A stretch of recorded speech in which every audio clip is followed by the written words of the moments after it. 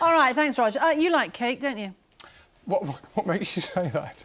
How did I know that? How did I know that? Little sweet tooth once in a while. Well, let me tell you about this lovely lady, because Faye Miller set up her cake-making business in Brighton 3 years ago. It was mostly about creating sugar-coated delights for those happiest of occasions, weddings and other things like that.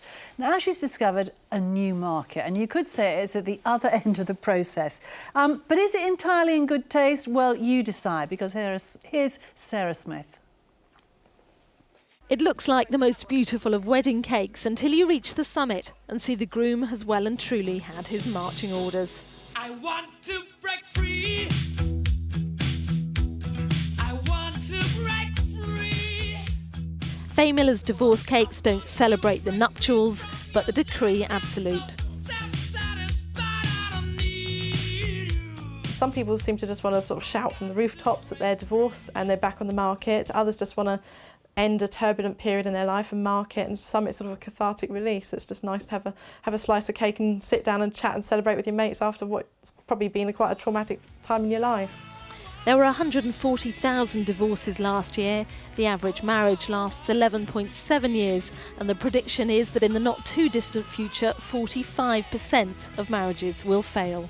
Just want to get it straight, it isn't like a bereavement at all, because if he died, I'd have had me mortgage paid.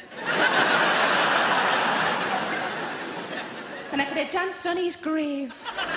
So if you're ready to laugh about it, you could be ready for a divorce cake, or maybe a divorce party. The breakup can be quite acrimonious, so you're quite pleased to get shot of the other person sometimes.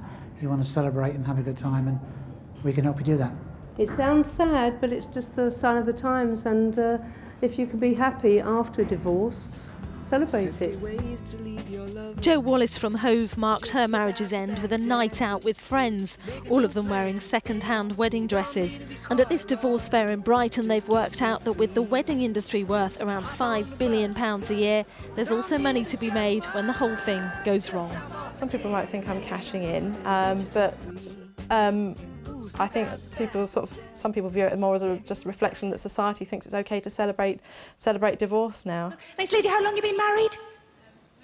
3.5 years. Oh, you're nearly done. Whether or not you're ready to celebrate divorce with this much icing sugar, at least Faye Miller can guarantee you won't be bitter. Sarah Smith, BBC South Today, Brighton.